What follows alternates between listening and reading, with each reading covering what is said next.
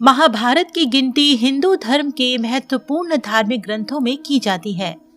महाभारत का इतिहास हजारों साल पुराना है।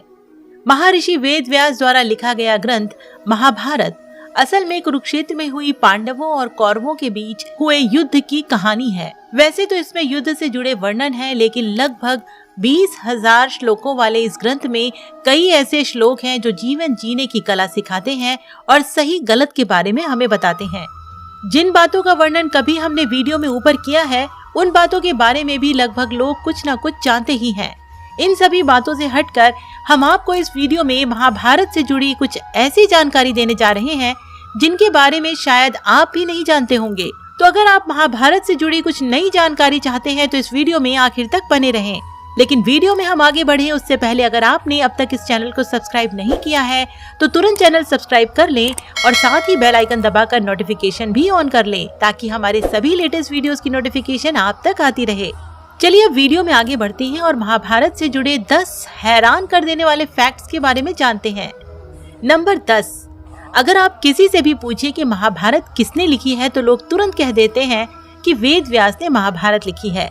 लेकिन यहाँ आपको जानकर हैरानी होगी कि असल में वेद व्यास किसी व्यक्ति विशेष का नाम नहीं है, बल्कि एक तरह की पोस्ट हुआ करती थी। यानी वेद व्यास किसी व्यक्ति का नाम नहीं बल्कि एक पद का नाम था। महाभारत लिखने वाले जो वेद व्यास थे वो 28वें वेद व्यास थे। इनसे पहले 27 वेद व्यास अपनी सेवाएं दे चुके थे। 28वें वेद व्यास का नाम कृष्ण द्वैपायन था। इन्होंने ही महाभारत लिखी थी। नंबर 9। जब महाभारत पूरी तरह लिख ली गई तो इसे पहली बार वेद व्यास के शिष्य वैशंपायन ने पढ़ा था। उन्होंने पहली बार महाभारत का पाठ तत्कालीन राजा जनमेजय के सामने किया था।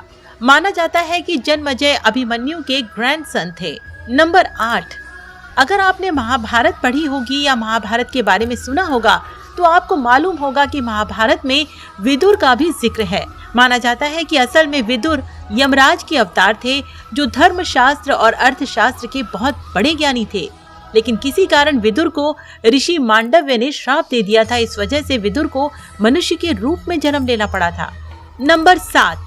आमतौर से हम आप जो डाइस देखते हैं इसके 6 साइड होते हैं, लेकिन आपको जानकर हैरानी होगी कि जिस डाइस के जरिए शकुनी ने पांडव को हराया था इसमें सिर्फ 4 साइड ही थे। वैसे ये कोई नहीं जानता कि 4 साइड वाला ये डाइस आखिर कैसे बनाया गया था और ये किस मटेरियल का बना हुआ था। नंबर 6। आपको ये तथ्य जानकर हैरानी हो सकती है कि आमतौर से यही मान्यता है कि महाभारत का युद्ध कौरवों और पांडवों के बीच लड़ा गया था, लेकिन कुछ स्रोतों से पता चलता है कि इस युद्ध में कुछ विदेशी सेनाएं भी भाग ले रही थी।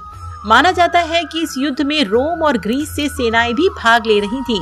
हालांकि इनकी संख्या सीमित थी। हालांकि इस तथ्य पर कुछ विरोधाभास भी है। नंबर 5।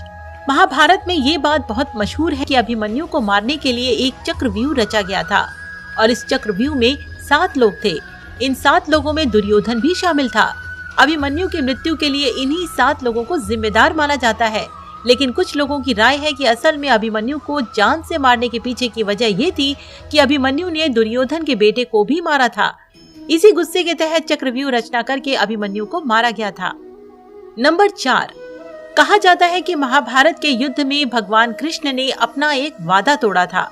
भगवान कृष्ण ने प्रण किया था कि वो हथियार नहीं उठाएंगे, लेकिन युद्ध के दौरान वो देखते हैं कि अर्जुन भीष्म की शक्ति के आगे नहीं टिक पा रहे हैं और वो पूरी तरीके से हेल्पलेस है। ऐसी स्थिति में कृष्णा मैदान में उतरते हैं और रथ के पहिए को निकालकर भीष्म की तरफ फेंकते हैं और एक ही झटके में भीष्म जमीन पर गिर जाते हैं। नंबर 3। जब महाभारत का युद्ध शुरू होने वाला था तब पांडव और कौरव दोनों ही भगवान कृष्ण के पास मदद मांगने गए थे। भगवान कृष्ण के कमरे में जैसे ही दुर्योधन ने एंट्री ली तो वो कृष्ण जी के बिस्तर पर उनके सिर की तरफ जाकर खड़ा हो गया। वहीं अर्जुन कमरे में जाते ही कृष्ण जी के पैरों की तरफ खड़े हो गए। कुछ समय बाद जब कृष्ण जी ने आंखें खोली और अर्जुन को इस अवस्था में खड़े पाया तो उन्होंने मुस्कुराते हुए अर्जुन को मदद करने का भरोसा दिया। यही वजह थी कि महाभारत के युद्ध में भगवान कृष्ण ने कौरवों की बजाय पांडवों की मदद की थी। नंबर 2। जिस ग्रंथ को आज दुनिया महाभारत के नाम से जानती है, दरअसल जब इसकी रचना हुई थी तो मान्यताओं के अनुसार इसका नाम सिर्फ जयम या जया दिया गया था। फिर कुछ समय बाद इसका नाम बदलकर विजय हो गया। बदलते समय के साथ महाभारत पहले भारत कहलाया, फिर फाइनली इसका नाम महाभारत पड़ गया। नंबर 1, ये तो सभी जानते हैं कि महाभारत का युद्ध असल में कौरवों और पांडवों के बीच लड़ा गया था, लेकिन आपको जानकर हैरानी होगी कि सभी कौरव पांडवों के खिलाफ नहीं थे। तथ्यों से पता चलता है कि कौरवों की ओर से धृतराष्ट्र के 2 बेटे विकर्ण और युयुत्सु ने डाइस गेम के दौरान द्रौपदी को दांव पर लगाए जाने का विरोध किया था। दोस्तों, महाभारत के बारे में ये जानकारी आपको कैसी लगी कमेंट बॉक्स में हमें जरूर बताएं। अगर आप भी महाभारत से जुड़ी कुछ रोचक बातें जानते हैं तो वो भी हमें कमेंट बॉक्स में जरूर बताएं। वीडियो अच्छी लगी हो तो इसे लाइक जरूर करें, साथ ही इसे शेयर भी कर दें ताकि बाकी लोग भी इस इम्पोर्टेंट इन्फॉर्मेशन को समझ सकें। अगर आपने अब तक इस चैनल को सब्सक्राइब नहीं किया है तो जाते जाते चैनल जरूर सब्सक्राइब कर लें, बेल आइकन दबा दें ताकि आप तक हमारी सभी लेटेस्ट वीडियोस की नोटिफिकेशन आती रहे। वीडियो में अंत तक बने रहने के लिए धन्यवाद। देखते रहिए यू थिंक हिंदी।